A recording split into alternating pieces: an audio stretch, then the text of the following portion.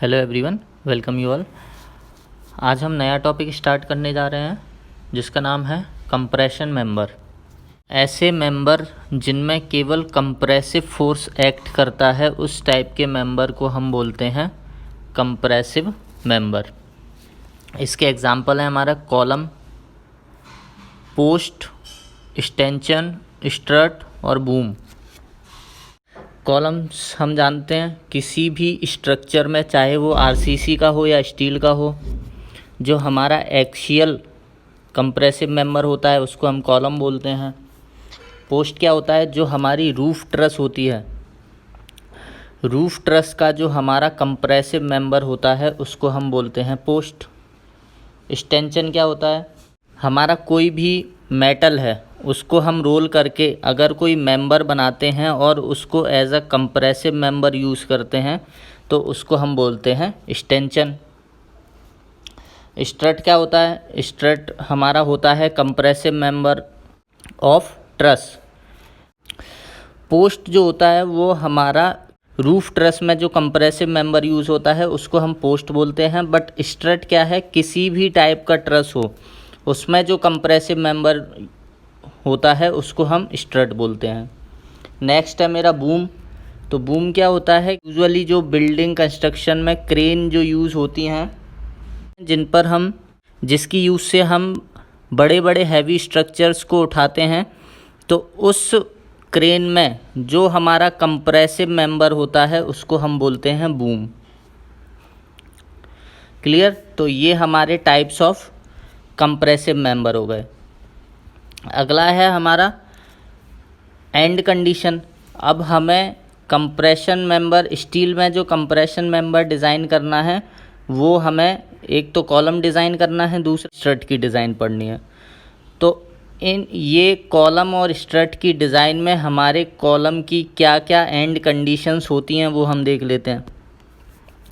अगर मैं कहीं पर कॉलम यूज़ कर रहा हूँ तो उसकी एंड कंडीशंस कैसी हैं? मतलब कॉलम फाउंडेशन में फिक्स है, उसको बेल्ड किया गया है या फिर नट बोल्ट से जोड़ा गया है। तो अगर वेल्ड किया गया होगा तो उसकी कंडीशन कुछ डिफरेंट रहेगी, और अगर नट से या रिवेट से जोड़ा गया होगा तो कंडीशन कुछ डिफरेंट रहेगी। तो इसके बेसिस पर डिफरेंट एंड कंडीशन होती हैं। तो पहली एंड कंडीशन है हमारा एंड हिंज हो। हिंज एंड मतलब वहाँ पर रिवेट का या बोल्ट का यूज़ किया गया हो, तो हमारा एंड कैसा हो जाएगा? हिंज। तो इस हिंज एंड के कारण क्या होगा? हमें रोटेशनल मूवमेंट तो अलाउड होगी, मतलब इसमें रोटेशन अलाउड होगा, बट ट्रांसलेशन अलाउड नहीं होगा। ट्रांसलेशन मतलब एक जगह से दूसरी जगह मूव करना। तो जब हमारा एंड हिंज हो जाएगा तो उसमें रोटेशन अलाउड रहेगी बट ट्रांसलेशन अलाउड नहीं रहेगी। अगर हमने एंड फिक्स कर दिया, तो अगर एंड को फिक्स कर दिया तो उसमें ना तो रोटेशन अलाउड है ना ट्रांसलेशन अलाउड है। जैसे हम मेंबर में वेल्डिंग कर दें तो वो मेंबर कैसा हो जाता है? हमारा फिक्स हो जाता है। तीसरा है फ्री एंड। फ्री एंड मतलब हमने मेंबर को ना रिवेट से जोड़ा ना वेल्ड किया, उसको फ्री छोड़ दिया। जैसे जनरली हम जो पैराफिट वॉल बनाते हैं वो ऊपर से कैसी रहती है? फ्री। तो हमारा उस केस में एंड कैसा हो गया? ऊपर वाला एंड कैसा हो गया? फ्री, और नीचे वाला तो फिक्स हो गया। तो इस केस में हमारा क्या है? मूवमेंट अलाउड रहती है। तो इस फ्री एंड पर रोटेशन भी हो सकता है और ट्रांसलेशन भी हो सकता है। चौथा है हमारा पार्शियली रिस्ट्रेन्ड एंड। हमने एंड को पार्शियली रिस्ट्रेन कर दिया। पार्शियली रिस्ट्रेन करना मतलब या तो हमने उसमें रोटेशन अलाउ कर दिया या उसमें ट्रांसलेशन अलाउ कर दिया। मतलब या तो ये अपनी जगह से मूव कर सकता है या फिर अपनी जगह पर रोटेट कर सकता है। तो उस टाइप के एंड को बोलते हैं हम partially restrained and. In different and condition का यूज़ हम आगे करेंगे जब हम इफ़ेक्टिव लेंथ कैलकुलेट करेंगे, और इफ़ेक्टिव लेंथ क्या होती है ये भी हम अभी आगे पढ़ेंगे। नेक्स्ट है स्ट्रेंथ ऑफ कंप्रेशन मेंबर। हम किसी भी कंप्रेशन मेंबर की स्ट्रेंथ कैसे कैलकुलेट करेंगे? तो स्ट्रेंथ कैलकुलेशन के हमारे पास 3 फार्मूले हैं, यूलर फार्मूला, रैंकाइन फार्मूला और जनरल फार्मूला।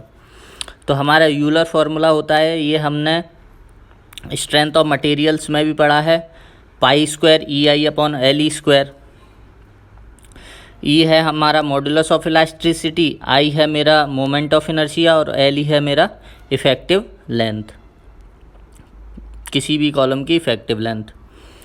रैंकाइन फार्मूला क्या होता है? P is equal to FC into A upon 1 plus alpha into LE upon R का होल स्क्वायर।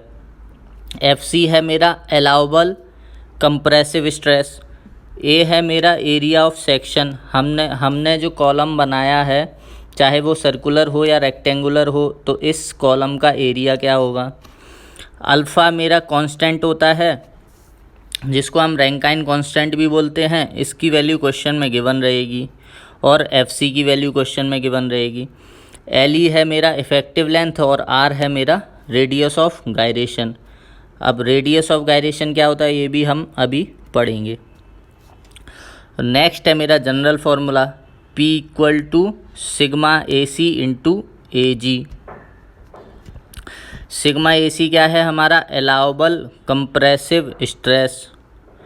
टेंशन में हमने पढ़ा था सिग्मा 80, तो अलाउबल टेंसाइल स्ट्रेस। ऐसे ही कंप्रेशन में हम पढ़ रहे हैं sigma AC, allowable compressive stress. और AG है मेरा ग्रॉस एरिया। कोई भी सेक्शन दिया रहेगा तो उसका हमें ग्रॉस एरिया दिया रहेगा। इन फॉर्मूलेस का यूज़ करके हम किसी भी कंप्रेशन मेंबर की स्ट्रेंथ कैलकुलेट कर सकते हैं। नेक्स्ट है हमारा सिलेंडरनेस रेशियो। क्या होता है? तो जो इफ़ेक्टिव लेंथ होती है कॉलम की और मिनिमम रेडियस ऑफ गायरेशन, उसके रेशियो को हम बोलते हैं सिलेंडरनेस रेशियो। कॉलम की डिज़ाइन में सिलेंडरनेस रेशियो एक बहुत ही इम्पॉर्टेंट पैरामीटर है, जिसको हमें ध्यान में रखना पड़ता है, क्योंकि सिलेंडरनेस रेशियो क्या बताता है? हमें किसी भी कॉलम की बकलिंग टेंडेंसी को बताता है कि हमारा जो कॉलम है उसमें बकलिंग कितनी जल्दी हो सकती है। तो अगर लैम्डा की वैल्यू ज़्यादा होगी तो उस कॉलम में हमारे में बकलिंग बहुत जल्दी होगी। ये हमें लैम्डा से पता चल जाता है।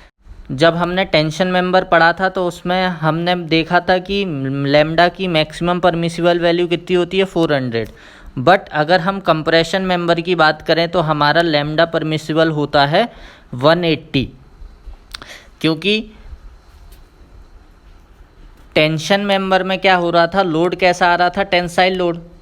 तो इस टेंशन मेंबर में बकलिंग नहीं होती। बट अगर हम कॉलम की बात करें तो कॉलम में हमारा कंप्रेसिव लोड आता है, और कंप्रेसिव लोड आएगा तो ये मेंबर क्या है? बकल हो सकता है। तो इसीलिए हमें लैम्डा की वैल्यू कम रखनी पड़ती है। तो लैम्डा हमारा क्या बताता है कि मेंबर कितनी जल्दी बकल हो सकता है। तो हमारे इफ़ेक्टिव लेंथ और मिनिमम रेडियस ऑफ गायरेशन के रेशियो को बोलते हैं हम सिलेंडरनेस रेशियो। अब इफ़ेक्टिव लेंथ और मिनिमम रेडियस ऑफ गायरेशन क्या होता है, हम देखते हैं एक-एक करके। पहले रेडियस ऑफ गायरेशन देख लेते हैं। ये मेरा एरिया है, तो रेडियस ऑफ गायरेशन वो डिस्टेंस होगी जिस डिस्टेंस पे अगर मैं इस एरिया को स्ट्रिप के फॉर्म में प्लेस करूं तो मुझे इस एरिया का और इसका आई सेम मिले, दोनों का आई क्या मिले? सेम मिले। तो ये जो डिस्टेंस होगी KYY, जिस डिस्टेंस पे मैंने इस पूरे एरिया को स्ट्रिप के फॉर्म में प्लेस किया है, उस डिस्टेंस को हम बोलते हैं minimum radius of gyration. Next है इफ़ेक्टिव लेंथ। क्या होती है? तो 2 पॉइंट ऑफ कॉन्ट्राफ्लेक्सर या point of zero bending movement, तो 2 ज़ीरो बेंडिंग मूवमेंट वाले पॉइंट के बीच की जो डिस्टेंस होती है उसको हम बोलते हैं इफ़ेक्टिव लेंथ। एग्जाम्पल, मैंने एक हिंज बीम ली और एक फिक्स बीम ली, तो इस बीम में मेरे जो एंड्स हैं वहाँ पर बेंडिंग मोमेंट क्या होगा, ज़ीरो होगा।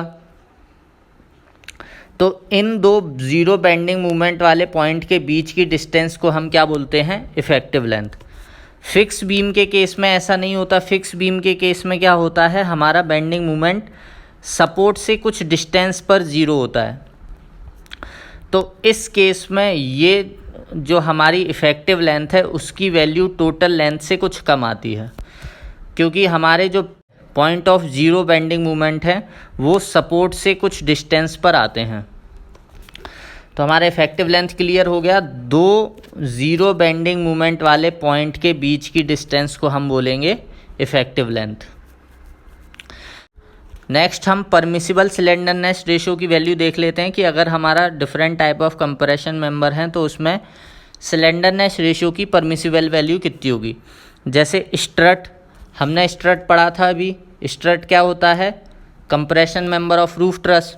तो स्ट्रट के केस में हमारा मैक्सिमम परमिसिबल स्लेंडरनेस रेशियो कितना होगा, 180। A member carrying compressive load resulting from dead load and live load, कोई भी कॉलम जिस पर डेड लोड और लाइव लोड के कारण कंप्रेसिव लोडिंग आ रही है उस केस में लैम्डा कितना होगा, मैक्सिमम 180। अगर जो कंप्रेसिव लोड विंड या अर्थक्वेक फोर्स के कारण आ रहा है तो उस केस में परमिसिबल लैम्डा होगा 250। अगर कोई बीम है जो हम आई सेक्शन को यूज़ करते हैं एज अ बीम, तो उस केस में हमारा जो कंप्रेशन फ्लैंज होता है उस कंप्रेशन फ्लैंज में मैक्सिमम परमिसिबल लैम्डा की वैल्यू कितनी होती है, 300। और रूफ ट्रस के केस में जो टाई होती है उसके लिए मैक्सिमम परमिसिबल लैम्डा की वैल्यू होती है 350।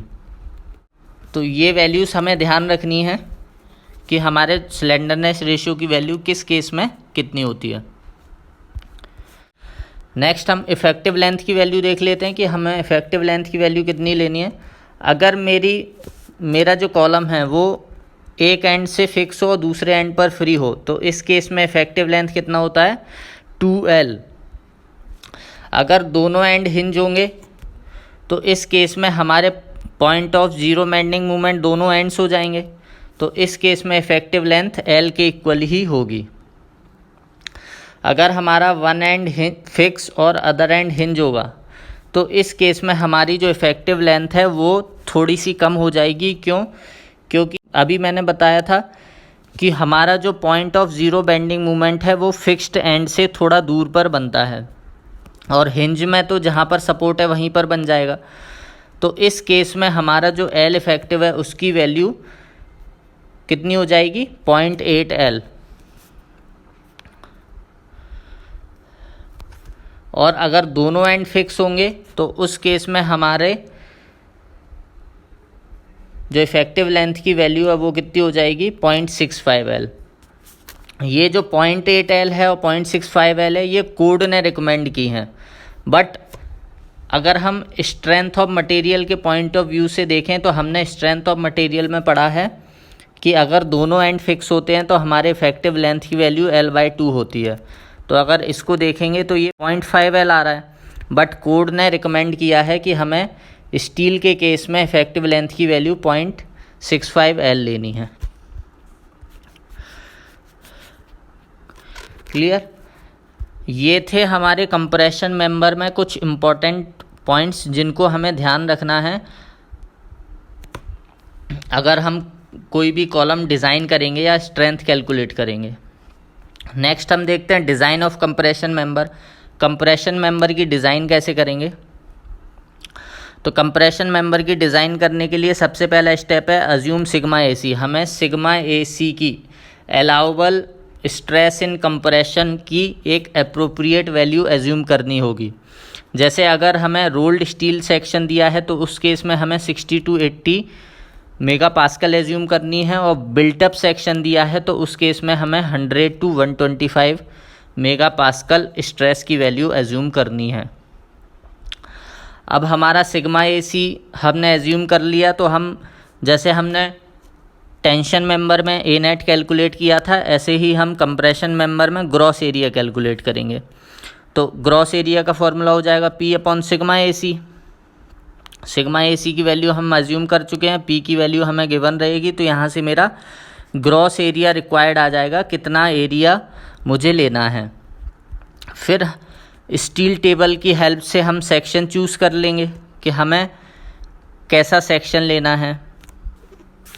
कंप्रेशन मेंबर में जनरली हम चैनल सेक्शन या beam section, Indian standard light weight beam या मीडियम वेट बीम या W wide flange beam assume करते हैं।